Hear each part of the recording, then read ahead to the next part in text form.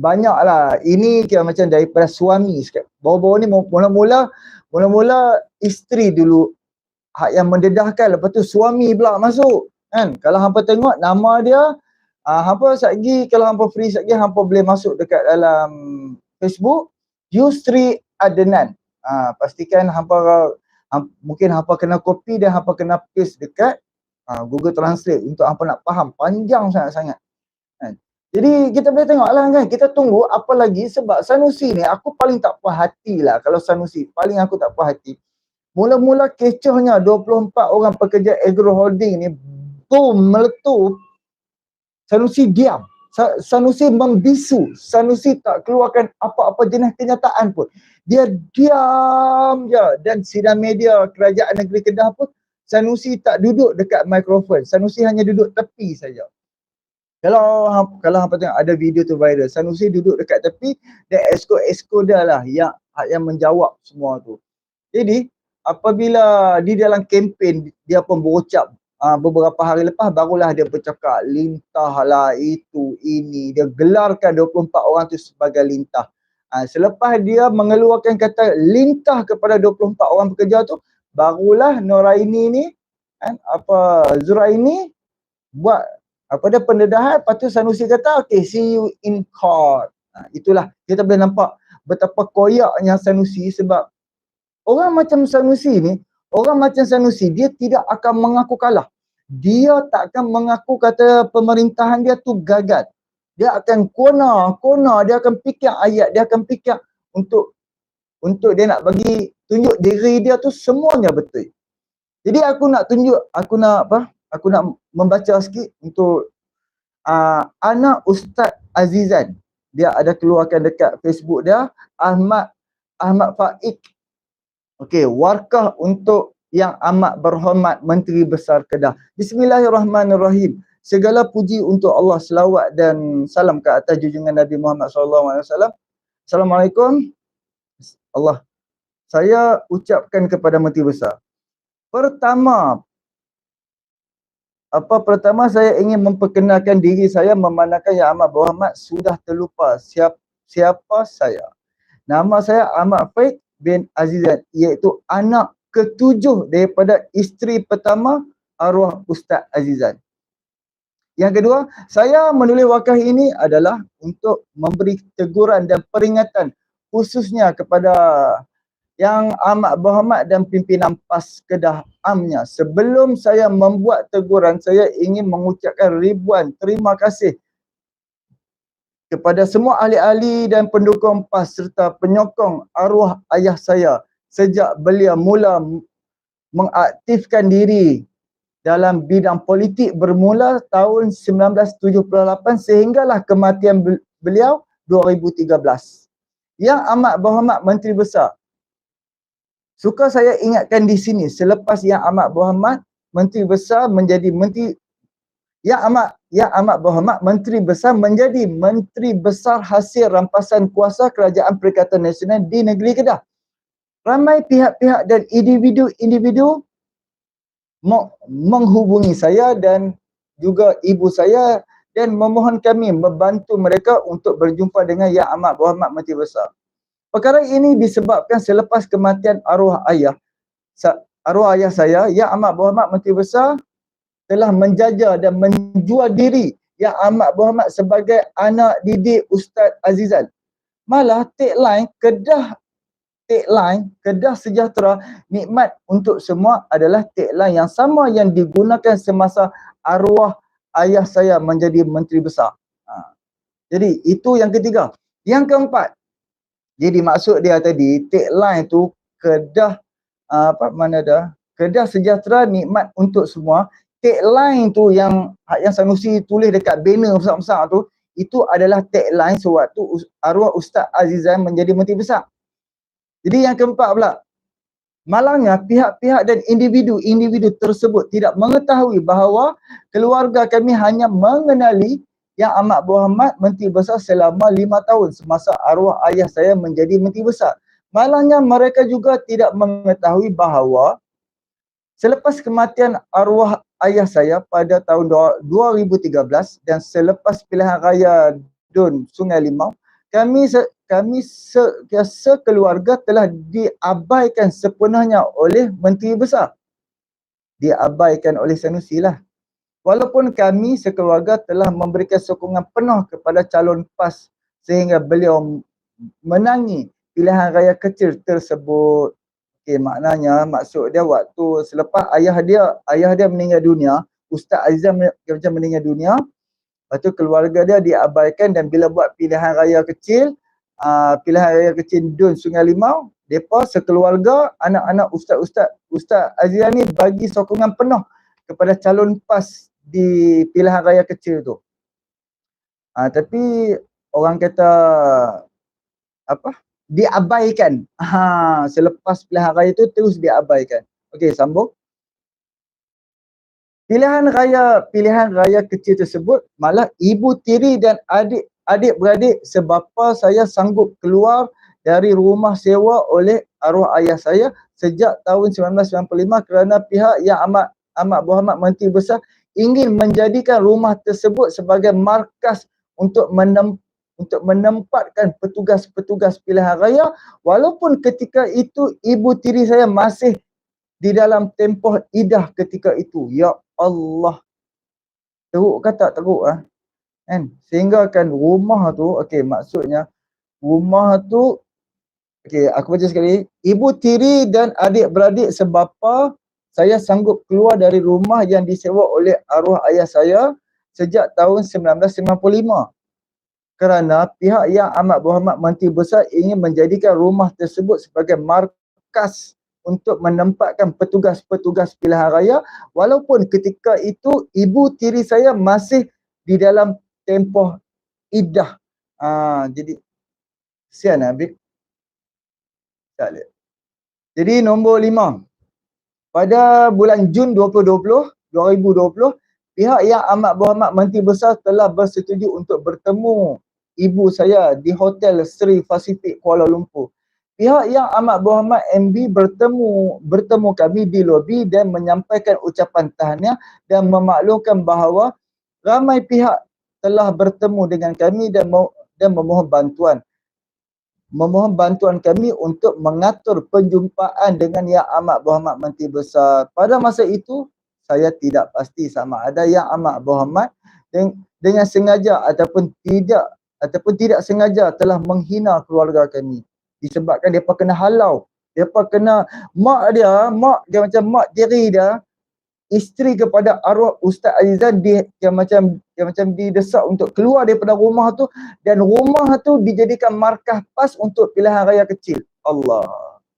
Jadi dia buatlah dia buat satu penyumpaan apa semua. Okey. Yang keenam lah aku baca ni.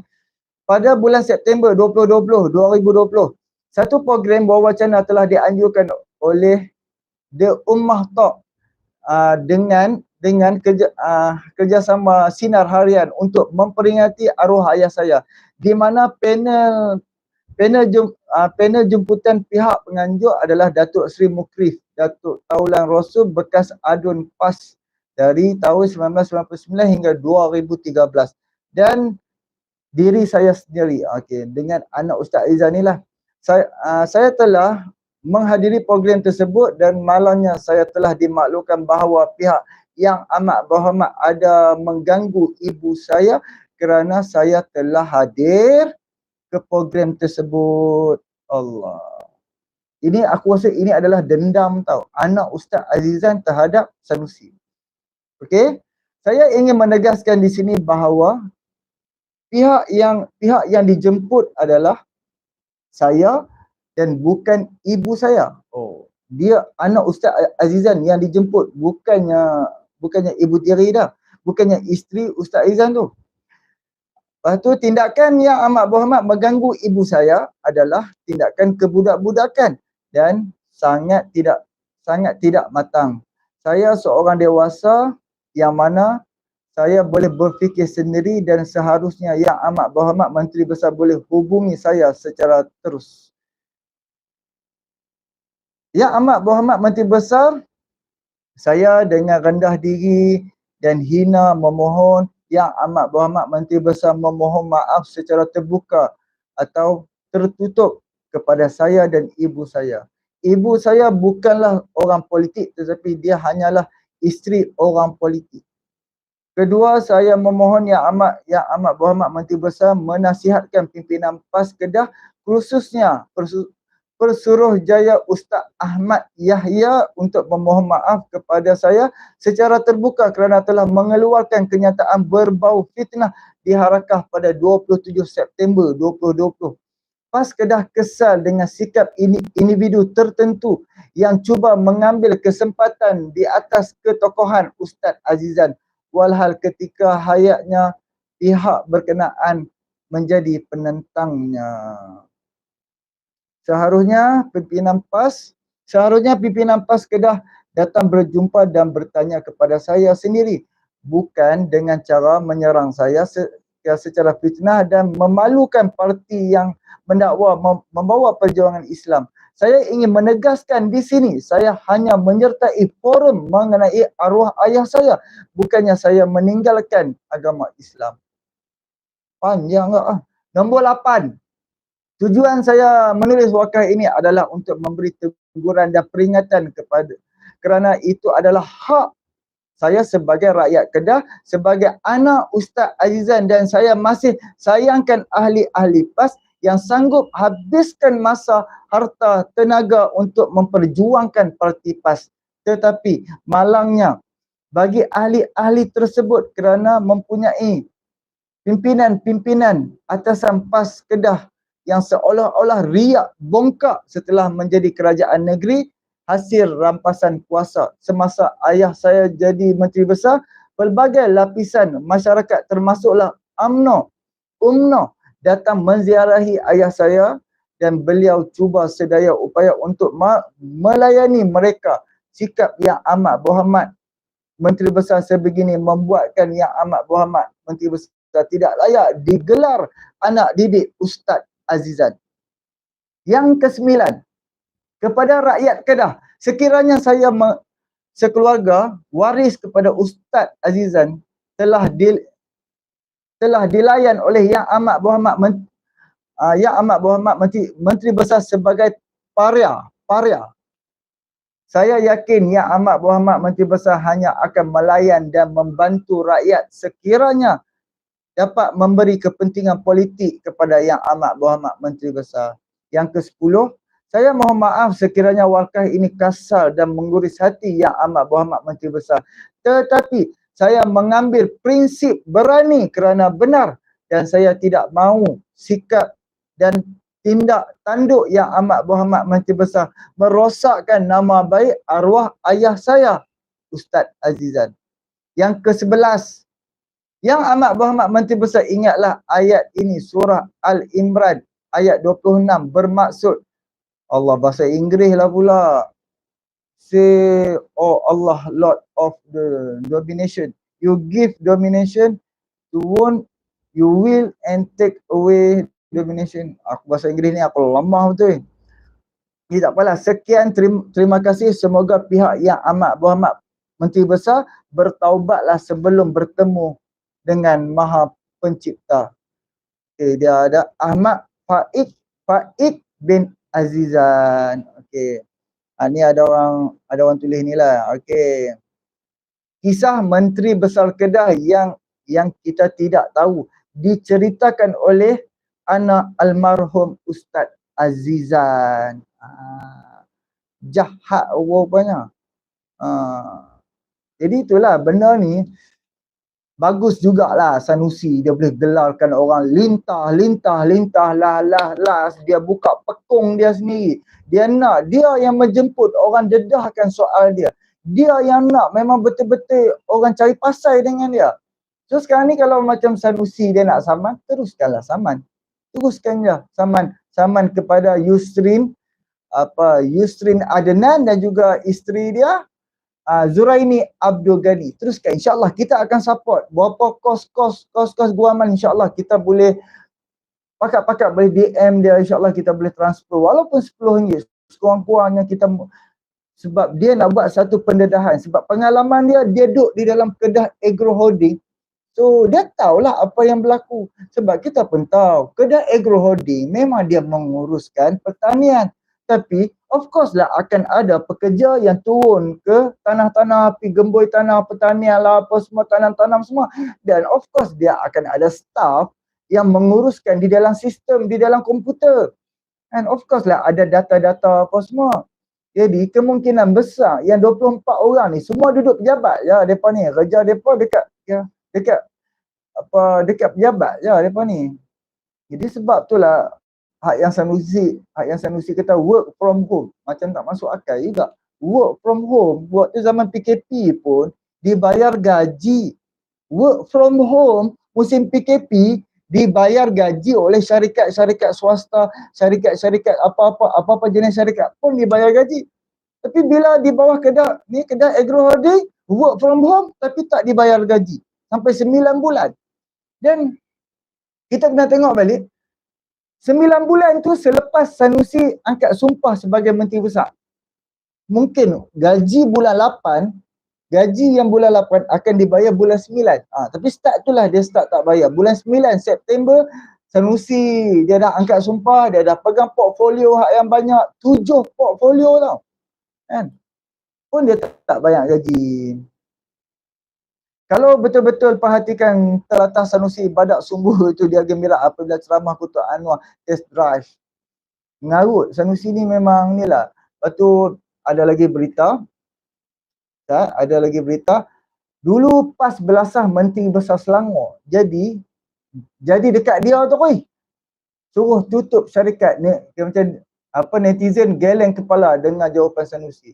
Kalau betul lah Sanusi hang kata syarikat kedai agro tu problem, why hang tak tutup daripada dulu Sanusi? Awak daripada 2020 hang tak tutup kedai agro. Bila sekarang hang dah jadi Menteri Besar, betul-betul hang menang macam di bawah parti hang tanpa hang bergantung dengan Barisan Nasional waktu hang tubuh kerajaan, waktu terbuat atap tu. Kan? Pasal apa hang tak tutup daripada zaman tu lagi? Zaman hang 2020. Sebab apa hang tak, waktu lepas hang angkat sumpah, waktu hang kata hang pergi jumpa Zafrul, hang pergi pinjam 5 juta. Pasal apa waktu tu hang tak tutup? Tutup daripada zaman tu lah baru fair. Bila sekarang, waktu daripada 2020 hinggalah 2023, hang reti pula cari duit untuk nak selesaikan masalah ataupun orang kata overhead dekat dalam kedai agro. Bila hang dah naik Menteri Besar bukan di bawah parti-parti lain, parti hang yang menang dan juga hang jadi Menteri Besar waktu tu hang tak mau bayar. Apa hal? Sekarang bila dah viral baru hang nak tutup. Apa hal? Kan? Ini pun memang best lah baca ni. Tular sebelum ini mengenai kedai agroholding menuntut syarikat membayar gaji tertunggak anggaran RM560,000. Hal tersebut diusulkan kepada Menteri Besar Kedah Datuk Seri Sanusi menerusi satu memorandum untuk membantu pekerja syarikat itu. Dalam satu video menjawab persoalan tersebut, Sanusi memaklumkan tidak akan menggunakan duit kerajaan untuk membayar gaji pekerja kedai agro. Malah memaklumkan keputusan terbaik adalah untuk menutup saja syarikat hanya memberi kerugian selain menyifatkan ia sebagai lintah lampu berita harian. Pasal apa? Bila hang kata lintah, sebelum ni hang dapat settle. Bila sekarang ni hang tak dapat settle, hang nak tutup. Kan? Bila sekarang hang dah macam hang dah mati akal, hang dah ni, tutup jelah. Kan? Tapi apa sekarang hang tak tutup lah sekarang. Saya punya polisi jelas dah diumum pada 2020 iaitu mana-mana anak-anak syarikat kerajaan JLC tidak boleh menyumbang kepada kerajaan. Hisap darah kita tutup tapi tak ditutup. Tujuan tubuh JLC untuk berniaga tapi dapat projek kerajaan untung pulang balik kepada kerajaan. Kalau ada 30 orang kerja dalam tu, makan ke darah, sumbang tak pernah tapi kikis lagi. Itu bukan JLC, itu lintah. Dia kata dia tak maulah belal ni, lintah tu dia kata. Jadi kita pun fikir daripada segi bisnes satu bab. Syarikat-syarikat yang di bawah kerajaan negeri ni dia ada bisnes dia. Bila dapat untung, dia akan dapat kepada kerajaan negeri. Dan dia dapat lagi peruntukan tahunan daripada kerajaan persekutuan. Pasal tak? Dia ada peruntukan tahunan atas perjanjian penubuhan negara Malaysia. Bila negeri-negeri ni bersama-sama, dia ada perjanjian. Okey, negeri hang 1 tahun wajib dapat berapa ratus juta. Dan setiap tahun akan naik. So of course, hang sebelum hang nak dapat macam peruntukan, of course hang akan bentangkan hang sebagai menteri besar, hang akan bentang kepada Perdana Menteri, hang memerlukan berapa ratus juta. Dan hang pun menerimalah setiap tahun daripada kerajaan persekutuan. Tiba-tiba, of course, setiap di exco portfolio di bawah kerajaan negeri akan ada peruntukan. Dan of course akan ada peruntukan hak yang lebih, kan? Mesti lebih punya sikit, sebab bila berlaku kerugian ke apa, ada duit lebih yang akan membela ataupun yang akan backup kerugian tu. Tapi Sanusi lepas tangan. Dia kata apa? Ini syarikat, itulah syarikat, ini rugi, buat apa lagi kita nak belah. Dah puluhan tahun, babe, duduk di bawah ni kerajaan negeri Kedah. Tak payah sembang lah Sanusi.